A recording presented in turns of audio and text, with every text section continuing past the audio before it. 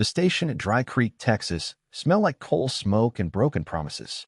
Clara Whitfield stepped off the Southern Pacific with $22 sewn into the hem of her skirt, a leather traveling bag that had belonged to her mother, and a folded letter she had read so many times the creases were nearly transparent.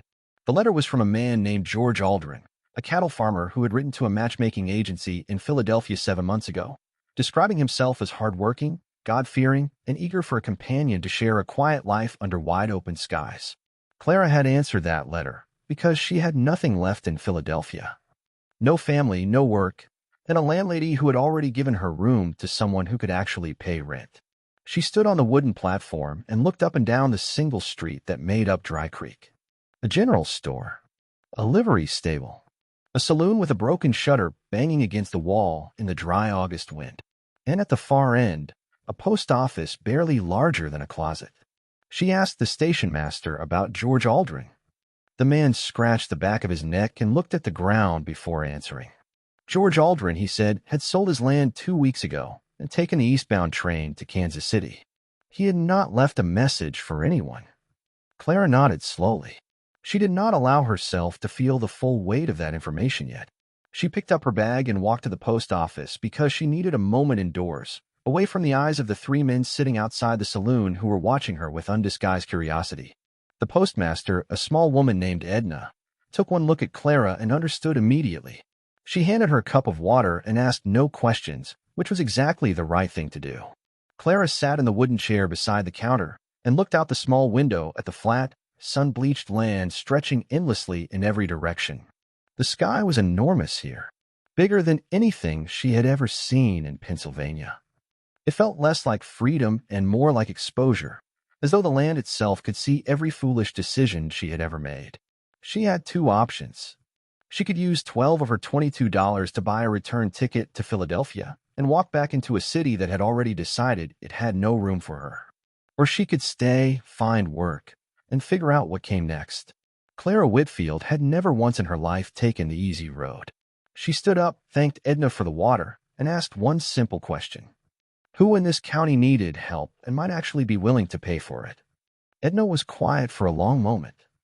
Then she said one name, and the way she said it made Clara's stomach tighten before she even knew why. His name was Elias Cade, and according to Edna, the last person who had voluntarily knocked on his door was a Bible salesman who had left so quickly he forgot his hat on the porch. Cade owned the largest working ranch in the county, 1,200 acres of grazing land, a small herd of longhorns, and a reputation for being harder to talk to than a stone wall. He was not cruel, Edna was careful to say. He paid fair wages when he had workers, kept to himself, and had never once caused trouble in town. He had simply, at some point in the last 3 years, decided that other people were more effort than they were worth, and he had arranged his entire life around that conclusion. Clara walked the 2 miles to the Cade Ranch in the late afternoon heat, her bag growing heavier with every step. The land was wide and pale gold, dotted with scrub oak and mesquite, and the sky had turned the color of hammered copper as the sun dropped toward the horizon. When she reached the gate, she stopped and looked at the property. The house was a long, low structure built from rough timber and stone, solid and serious, with a covered porch running the full length of the front. The yard was clean. The fences were in good repair. Whatever else Elias Cade was, he was not a man who let things fall apart around him. She knocked. There was a long silence. She knocked again. The door opened just enough to show a man who looked like he had been built out of the same material as the land he stood on, weathered, angular, and in no particular hurry for anything. He looked at her the way a man looks at an unexpected problem he is calculating whether to deal with or simply close the door on. Clara spoke before he could make that decision. She told him her name, told him what had happened at the train station, and told him plainly that she was not asking for charity. She was asking for work. Cooking, cleaning, whatever needed doing. She would sleep in the barn if that was what was available. In exchange, she wanted fair wages and the chance to save enough money to figure out her next step. Elias Cade said nothing for so long that Clara started to wonder if he had actually heard her. Then he looked past her at the sky, and she realized he was reading the weather the way she would read a clock. A line of dark clouds was building to the northwest, and the wind had shifted. He opened the door a little wider and said 4 words. Come in before dark. It was not warm. It was not welcoming. But it was an answer, and Clara walked through that door with her bag over her shoulder and her back perfectly straight. By the second morning, Clara had formed a working theory about Elias Cade. He was not cold because he was heartless. He was cold because he had decided coldness was the most efficient way to get through a day. He communicated in the fewest possible words, kept every interaction brief and transactional, and seemed genuinely confused by anything that could not be classified as either useful or unnecessary. When she made biscuits from the bag of flour she found in the pantry and set a plate on the table before he came in from the morning chores, he stood in the kitchen doorway for a moment longer than was strictly necessary before sitting down and eating 3 of them without comment. She found the rhythm of the house quickly. It was a Spartan life, up before light, work through heat, simple meals, early sleep. There was a logic to it that she actually appreciated after years of the chaotic, crowded boarding house life in Philadelphia. But there were also signs everywhere of something the house was missing. The shelves in the main room held exactly 4 books and no photographs. The second bedroom, which Kate had wordlessly indicated was hers, had a window that faced east and a small wooden chair and nothing else. There were no decorative objects anywhere in the house, no evidence that anyone had ever tried to make the space feel like anything other than a functional shelter. On the third day, she found a small, overgrown kitchen garden behind the house, rosemary gone wild, some struggling tomato plants, and a patch of what might have once been lavender. She spent an hour in the afternoon pulling weeds around the tomatoes. When Cade came around the corner of the house and saw her in the garden, he stopped. His expression shifted, barely perceptibly, in a way she could not quite read. He stood watching her for a moment, then said that the garden belonged to the property and she was welcome to use it. Then he walked away. That night at supper, he ate everything she put on the table and then said, unprompted, that she had made a good choice with the rosemary. It was, so far, the longest thing he had said to her that was not directly related to a task. Clara decided this was progress. What she did not know was that from the window of the barn, 2 of the ranch hands had been watching all of this with great interest, and that one of them had ridden into town that very afternoon to share the news that Elias Cade had, against all observable probability, allowed a woman to plant things in his garden. Dry Creek had an opinion about Clara Whitfield before she had even finished her first week at the Cade Ranch, and that opinion was built almost entirely out of assumption and imagination. By the time she walked into the general store on Saturday morning to buy salt and coffee, she could feel it.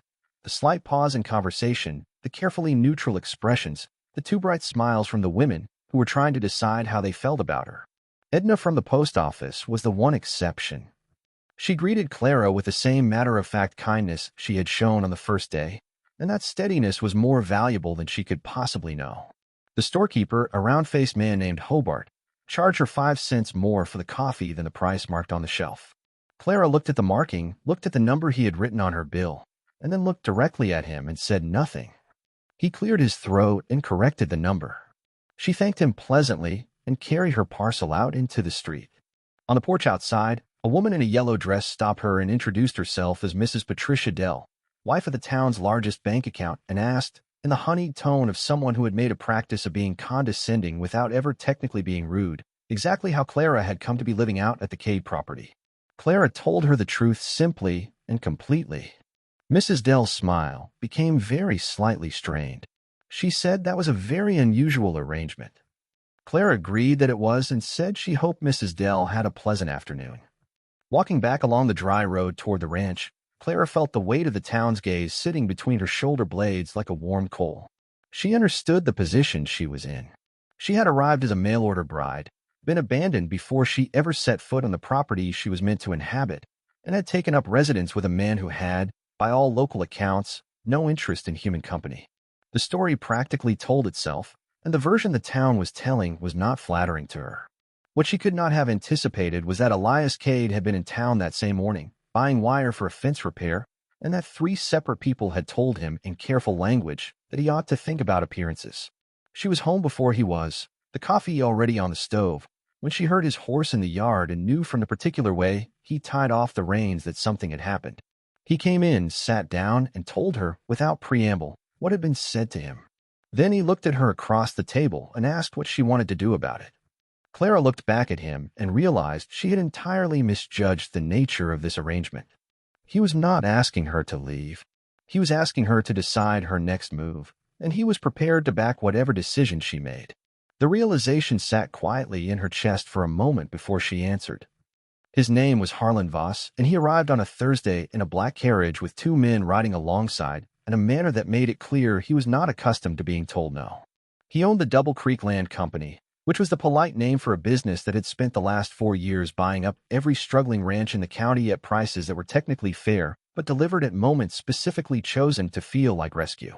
Clara watched him from the kitchen window as he dismounted in the yard and looked over the property with the particular expression of a man who has already made up his mind but is willing to spend time pretending otherwise.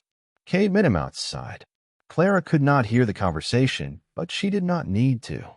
She had grown enough of a reading for Elias Cade's body language in 2 weeks to understand what she was seeing. He stood with his arms at his sides and his weight evenly balanced, which was what he looked like when he was prepared to be immovable. Voss talked. He used a lot of gestures. He pointed at the northern pasture, then at the ridge line, then at something in the distance that only mattered to him. Cade listened with the patience of a man who has already decided the conversation is over before it began. When Voss left, Clara brought coffee out to the porch and set it on the railing without a word. Cade stood looking out at the land for a long moment before he picked it up. He told her that Voss had been trying to buy this property for 2 years. He told her the price being offered was reasonable by any honest accounting. Then he told her why he would never sell, that the land had belonged to his grandfather, who had broken it from raw wilderness, and that some things were not transactions, no matter what number was written beside them. Clara listened to all of this. It was more words than he had said to her in any single conversation since she arrived. She asked why he was telling her. He considered the question longer than was strictly comfortable, and then said only that she had a right to know the situation she was living inside. That night, lying in the east-facing room, listening to the wind come down from the north, Clara turned that sentence over in her mind. She had a right to know. Not she might want to make other arrangements. Not she should probably find somewhere else. She had a right to know. She fell asleep wondering exactly what that distinction meant coming from a man who chose every single word with the precision of someone who could not afford to waste them. What she did not know was that Harlan Voss, riding back toward town, had already begun to consider a different kind of leverage. The water in the North Creek dropped 3 inches in a single week. Cade noticed it first, the way he noticed everything on his land, quietly, without alarm, but with an attention that never fully rested. He told Clara matter-of-factly that they were heading into a dry stretch, and that the work would get harder before it got easier. She looked at him and said she had already guessed as much from the way the scrub grass was going gray at the tips. He gave her a look she was starting to recognize, the one that meant he had recalculated something about her without being entirely sure yet what the new number was. The days that followed had a different quality. The heat was no longer simply hot. It had weight and intention. The cattle needed moving to the southern pasture, where a spring-fed tank still held water. That meant long days of work that Clara had no formal training for, and that she learned entirely on the job, sometimes from Cade directly, and sometimes by watching and figuring it out. She made mistakes. She also figured things out faster than anyone had apparently expected, including Cade, who on the 4th day of the drive said with his usual economy of expression that she was useful on horseback. Coming from him, she had come to understand. That was approximately the same as a full paragraph of praise from anyone else. On the 6th evening, a summer storm came in from the west with an hour's warning, a wall of violet and black boiling up over the horizon, while the air turned copper-colored and electric. They got the last of the cattle into the south pasture in a flat run, riding side by side through a wind that smelled like rain and iron, and made it to the barn just as the first drops started to fall. Heavy, serious drops that meant what they said. They stood in the barn doorway, watching the rain come down in gray curtains, close enough that Clara could feel the warmth radiating off him in the cool that followed the storm, and neither of them said anything because the moment did not require words. It simply was. When the rain stopped and Clara walked back to the house through the wet, dark-smelling air, she understood that something had changed between them. Nothing that had been said, nothing that had been declared, just a quiet, incremental shifting of the ground beneath two people who were still pretending very hard that they were not paying attention to each other. It arrived on a Wednesday in an envelope with a Philadelphia postmark, addressed in a handwriting Clara recognized before she even turned it over. Her former landlady had forwarded it, which meant it had been traveling for 3 weeks and had caught up with her only by accident. She sat on the edge of the porch and opened it slowly. Inside was a letter from George Aldrin, the man who had arranged to marry her and then quietly left town. He wrote that he owed her an explanation. He had received word the week before her scheduled arrival that his sister in Kansas City was gravely ill and had left in a panic, having convinced himself that the situation would resolve quickly and that he would write ahead to the agency. He had not written in time. By the time he understood the full depth of the mistake he had made, he was ashamed enough that silence felt easier than the truth. He was writing now because his sister had recovered, and he was asking carefully, with what she could tell was genuine mortification, whether she would be willing to come to Kansas City and begin again. He said he was sorry more times than she counted. The letter was 4 pages long and clearly cost him a great deal to write. Clara sat with it in her lap for a long time, looking out at the land. The mesquite trees were making a dry, papery sound in the afternoon breeze. One of the horses was moving along the fence line in the south pasture. The tomatoes in the kitchen garden were finally starting to come in. She was still sitting there when Cade came around the side of the house, noticed her expression, and stopped. He did not ask what was in the letter. He simply stood nearby, hands on the porch railing, waiting in the way she had learned he waited, without pressure, without assumption, just present, available. Clara looked at him and then back at the letter and understood that she was holding 2 different futures and that the choosing of one meant the permanent setting aside of the other. She asked him very quietly what he thought she should do. It was the first time she had ever asked him for anything except work.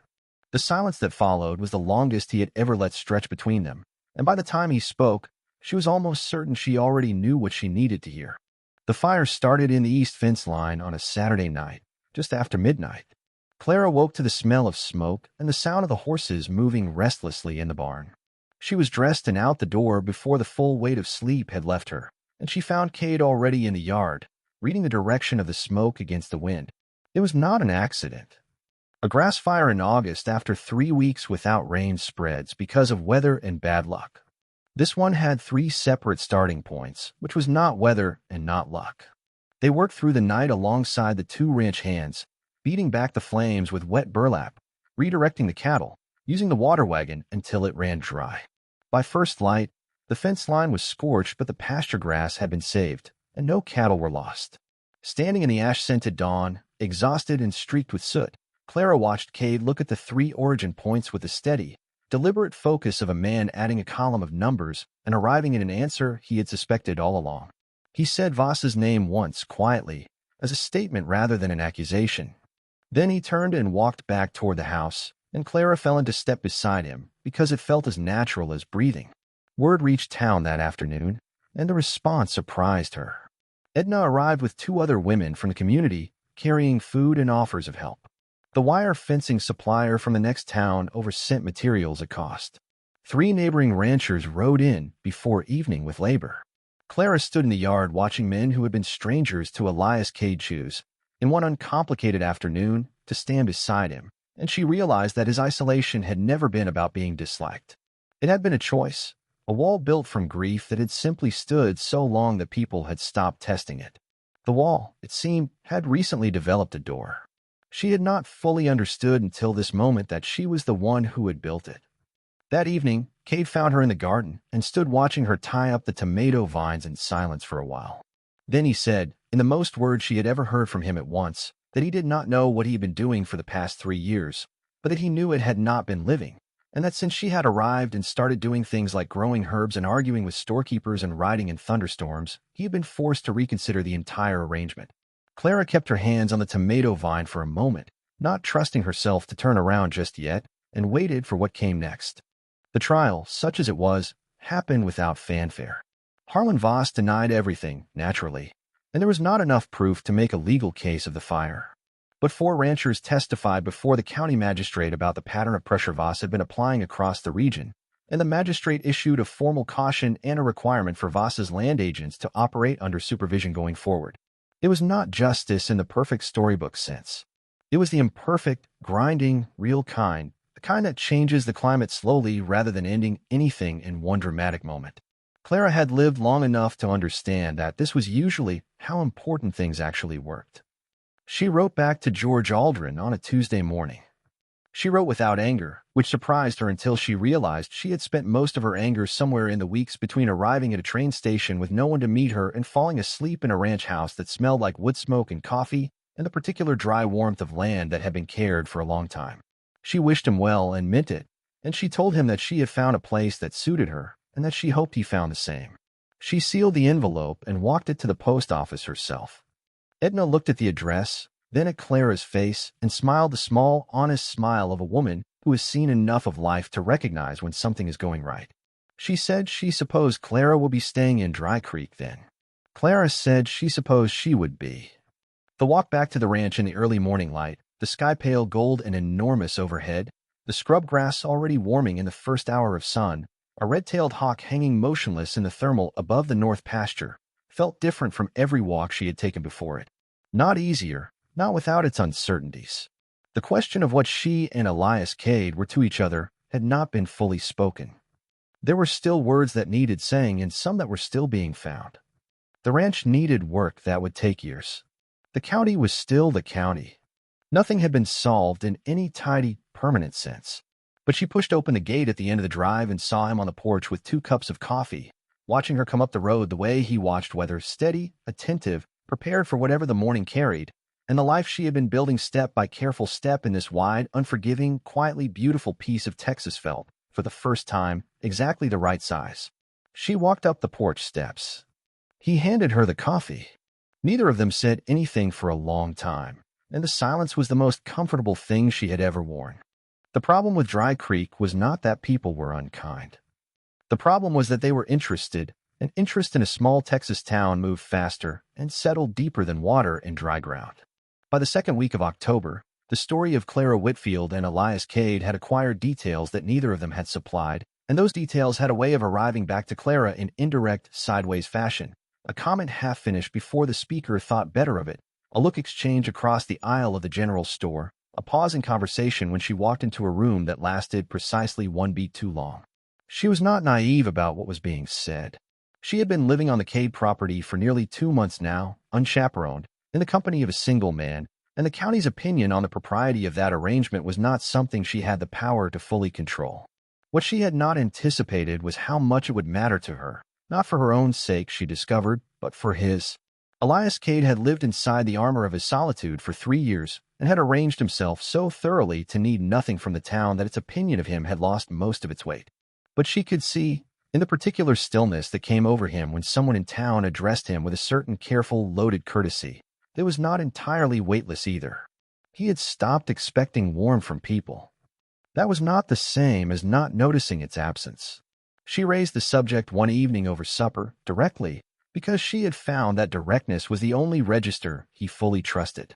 She said she thought they ought to decide together what they were going to tell people when people asked. He set down his fork and looked at her with the focused, patient attention he brought to every problem that required actual thought. She said she was not suggesting anything he was not comfortable with. She said she was only noting that the space between what they were and what they had told anyone they were had become wide enough to cause damage to both of them if left unaddressed. He was quiet for long enough that the fire in the wood stove popped once and sent a small shower of sparks against the iron grate. Then he said that he had been thinking about that same question since September, and that he had arrived at an answer but was not entirely sure how to say it without sounding like a man who was making a business proposition when what he actually meant was something considerably different. Clara looked at him across the table and felt the room go very still. He did not say it that evening. He got close enough that she could feel the shape of the words he was working toward, the particular gathering of intention in the way he looked at her, and then something in him pulled back, not from cowardice, she thought, but from the habit of a man who had learned the hard way that saying important things out loud made them vulnerable in ways that silence could not be. She understood the instinct. She had spent considerable portions of her own life in Philadelphia not saying important things, and she knew exactly how much comfort there was in the illusion that an unsaid thing was still a protected one. She let it go for the night. But the question sat in the house with him after that, visible and patient as a piece of furniture, present in every meal and every morning and every end of day quiet on the porch. It was Edna, characteristically, who moved things forward without intending to. She stopped Clara outside the post office on a Wednesday and told her, in the same matter-of-fact way she told people the mail was late or the weather was turning, that Harlan Voss had been asking around town about the legal status of the Cade property, specifically about whether there were any outstanding liens, any probate complications, anything that might create an opening in a title. He had hired a land attorney from San Antonio. Whatever the magistrate's caution had accomplished, it had not discouraged him. It had redirected him. Clara walked back to the ranch with this information turning slowly in her mind like a stone in a current. She found Cade in the far pasture, checking a section of fence the fire had weakened, and she told him, without introduction, exactly what Edna had said. He listened with his hands on the fence post and his eyes on the middle distance. When she finished, he was quiet for a moment. Then he said that Voss had found something. There's a portion of the original land grant, a northeast corner section, 40 acres, that had never been formally recorded in his grandfather's name due to a surveying dispute that went back to 1861. The property had always been worked and claimed and considered part of the ranch. But on paper, in the right courthouse with the right attorney, it was a question. Clara asked him why he had never fixed it. He looked at her with the expression of a man confronting, for the first time with full honesty, a thing he had been avoiding.